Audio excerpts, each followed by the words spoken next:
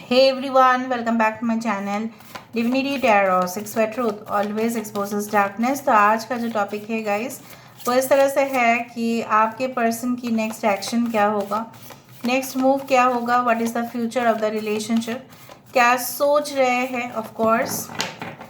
So universe, spirit guides and angels please guide me in the right direction कि मेरे जो viewers हैं उनके ज़िंदगी में उनके पर्सन जो है क्या सोच रहे हैं and definitely the what will be the future of this relationship. Universe please guide करें।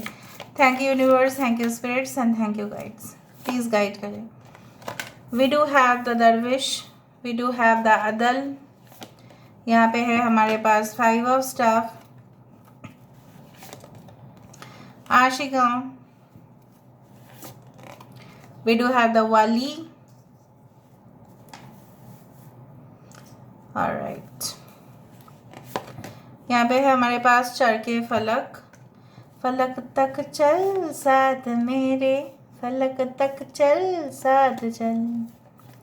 7 of coins, 9 of cups, daughter of coins, bottom of the deck 6 of cups. थोड़ा सा अरेंज कर लूँ। फलक तक चल साथ मेरे, फलक तक चल साथ चल। ओके, यहाँ पे है वर्गो, कन्या राशि यहाँ पे इम्पॉर्टेंट है। वी डू हैव लिब्रा, तुला राशि यहाँ पे इम्पॉर्टेंट है। एरीज, लियो, सजिटेरियस, मेष, सिंह, धनु राशि यहाँ पे इम्पॉर्टेंट है। कैंसर साइन इम्पॉर्टेंट है। जेमिनाई इम्पॉर्टेंट है। कैंसर, बारिश, स्कॉर्पियो, कर्क, मीन राशि इम्पॉर्टेंट है।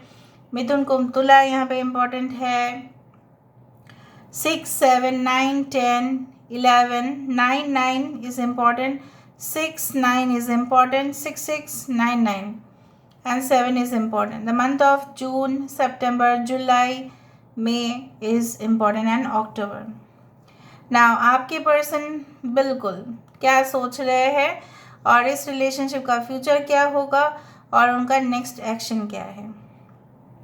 मुझे तो इस तरह से लग रहा है आपके पर्सन जैसे बहुत ज़्यादा, ठीक है, एक सीवियर, जैसा बोला जाता है ना कि लोगों को जैसा होता है ना कि कभी वो खिड़की में खड़े हो जाओ तो देखोगे अचानक से, ठीक है, बादल जो है आ गए और बिजली चमकने लगा, ठीक है। उसी तरह से आपके पर्सन जो है मुझे लग रहा है they are going through a severe transformation, ठीक है। जैसे होता है ना कि पहले ज़माने में जैसे होता था गुफा में जाने का, क्योंकि that cuts out the sound and the light, harsh weather condition. तो जितने भी गुरुजी थे आश्रम में, चाहे साधु हो, ठीक है, तो वो लोग क्या करते थे, प्रेफर क्या करते थे, they used to go okay inside the caves, गुफा पे अंदर चले जाते थे और आराम से, मतलब आराम से मैं उस तरह से बोल रही हूँ, एटलीस्ट सिटी के बीचों बीच तो कभी नहीं हो सकता meditation, right. So quite place पे ही मेडिटेशन होता है, नॉइज़ फ्री जोन। सो ये इंसान इतना अशांत है अपने जीवन पे, तो उनको ऐसा लग रहा है कि ऑफ कोर्स कई ऐसे जगह पे चला जाऊँ मैं या चली जाऊँ जहाँ पे मुझे सुकून मिले, शांति मिले, जहाँ पे एटलीस्ट मैं अपने ऊपर फोकस कर पाऊँ। So they are going through that stage कि जहाँ पे इनको काफ़ी कुछ रियलाइज़ हो रहा है कि फालतू का जो भी झंझट है जीवन का वो अंत तभी हो सकता है जब मैं अपने आप को थोड़ा सा समय दे दूँ। And definitely I need to cut okay my addictions. हो सकता है कुछ एडिक्शंस से वो हो रहे थे, वो उनका बहुत ज़्यादा था। So maybe they are going through that pain of transformation. मुझे यहाँ पे दिख रहा है इनको ज्ञान बहुत अच्छा मिल रहा है। किस तरह का ज्ञान? इनर अवेकनिंग, जागृत होना। जब तक आप कुछ चीज़ें हैं, सपोज आप फोर्सफुली करना चाहते हैं तो वो फोर्सफुली नहीं होगा, और भी झंझट आ जाएगा। उसको कूल, काम एंड नेचुरल वे में होना चाहिए। सो मुझे इस तरह से दिख रहा है आपके पर्सन पहले ऐसा नहीं थे। May be they were very cool and sharp and analytical, but कहीं ना कहीं पे वो हड़बड़ी बहुत ज़्यादा करते थे और बिना कारण का आपके साथ झगड़ा मोड़ लेना या कहीं ना कहीं पे कम्पिटिटिव स्पिरिट बहुत ज़्यादा दिखाई दे रहा है। आपसे भी ज़्यादा अहमियत उनके लिए करियर है, कोई दूसरा रिलेशनशिप था, but they are now transforming, they are now evolving to a great extent. बहुत हद तक ये इंसान चेंज हो रहे हैं। समय के साथ साथ सब कुछ परिवर्तन होता है। हर महीने में आप देखते हो कुछ ना कुछ परिवर्तन होता है because of the transit of planets बोलो, मौसम बोलो, देश के हालात बोलो, पॉलिटिक्स बोलो, एवरीथिंग इज चेंजिंग। कोई भी चीज़ जो है वो ऐसा नहीं है कि वो रह गया तो वो पुराना जो रह जाता है वो है history. But everything is changing, every day it is changing. Updates आ रहे हैं, रूल्स रेगुलेशंस में चेंजेस होते हैं, लॉज गवर्नेंस में चेंज होते हैं। सो इनके अंदर तो चेंज होना ही था, परिवर्तन होना ही था। जो आज मुझे यहाँ पे दिख रहा है एज सिंपल एज दैट कि आपने बहुत इंतज़ार किया, आपने छोटा पौधा से स्टार्ट किया और उस पौधे को बड़ा होने तक आपने काफ़ी टाइम दिया, सब्र रखा, पेशेंस, ऑफ कोर्स परसिवरेंस, आपका कंटिन्यूड एफर्ट्स, आपका क्विट ना करना इस रिलेशनशिप में जो एक रंग दे रहा है। आई डू फाइंड आपकी मेहनत इस रिलेशनशिप में रंग लेके आ रहा है and you are going to enjoy that. ठीक है, and definitely I do find like that जो बेस आप बना चुके हैं ऑलरेडी इस रिलेशनशिप में, आपको कभी भी ये इंसान इग्नोर कर ही नहीं सकते, नहीं कर पाएंगे। In the future also it is not possible. Bottom of the deck यहाँ पे आया था 6 ऑफ कप्स।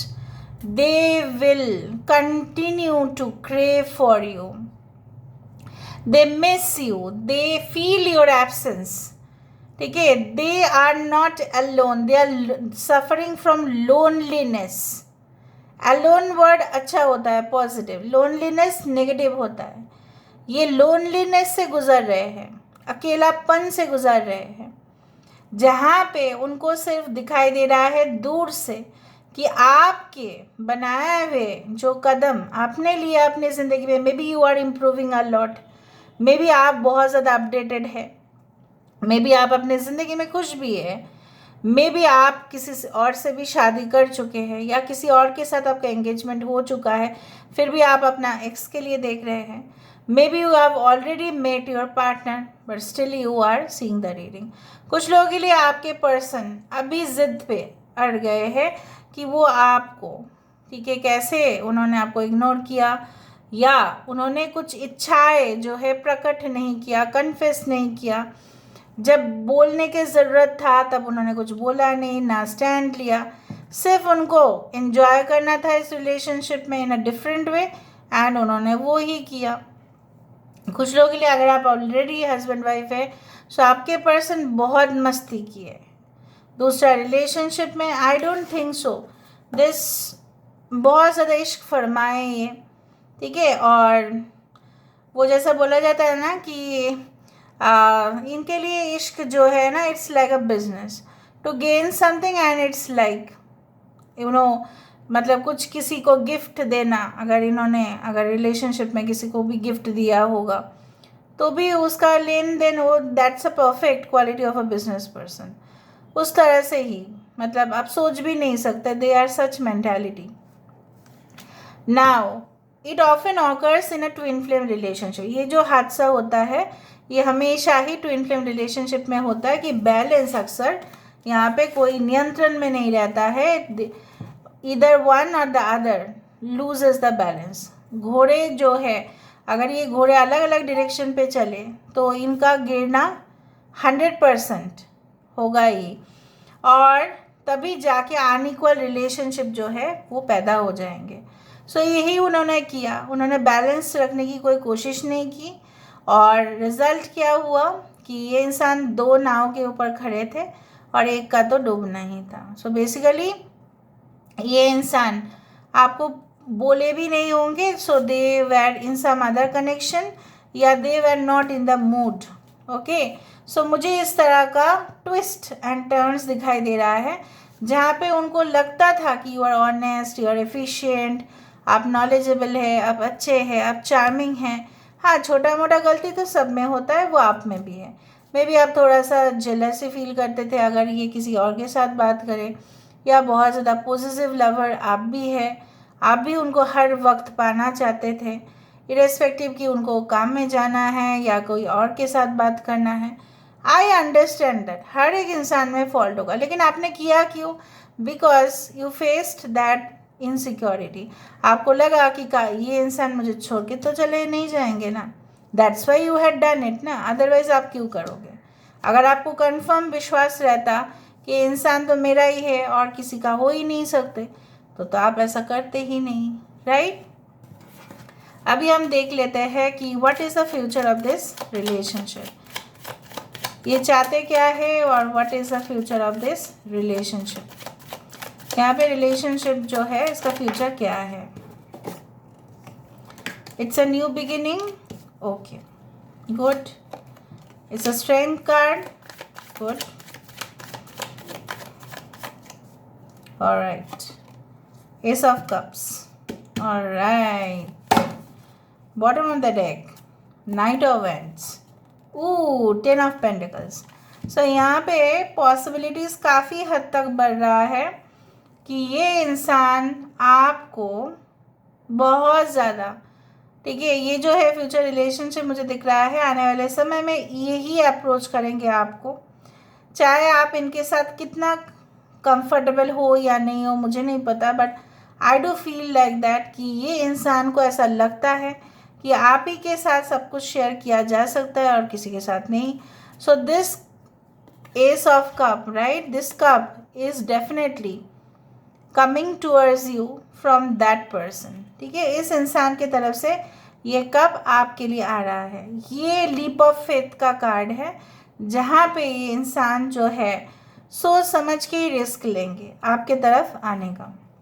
इनको हो सकता है कि पता है कि हो सकता है कि इनके पेरेंट्स अपोज करे, कोई और अपोज करे, इनके एक्स वाइफ या एक्स हस्बैंड कोई अपोज करे, हो सकता है कि सब लोग अपोज भी करें, लेकिन फिर भी ये इंसान आपके पैशन में, ये लीप ऑफ फेथ जो है कार्ड यही प्रूव करता है कि yes, this person is definitely coming in your life end of course the future of the relationship looks great.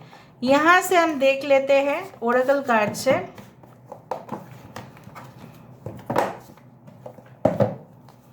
Oracle card से हम देखेंगे। ऑलराइट, सो ये सोच क्या रहे हैं और what is the future of this relationship, ये रिलेशनशिप का फ्यूचर क्या है, what is the future of the relationship. The silver waterfall, okay, the garden, boundaries, the secret woman, forgiveness. इस रिलेशनशिप में माफ़ी एक दूसरे को आप लोग कर दोगे, जो भी आप दोनों ने एक दूसरे के साथ किया। यहाँ पे लिमिटेशंस जो है वो खुद के आपके माइंड पे या इनके माइंड पे है, लेकिन इसका असर आप दोनों के रिलेशनशिप में नहीं होगा।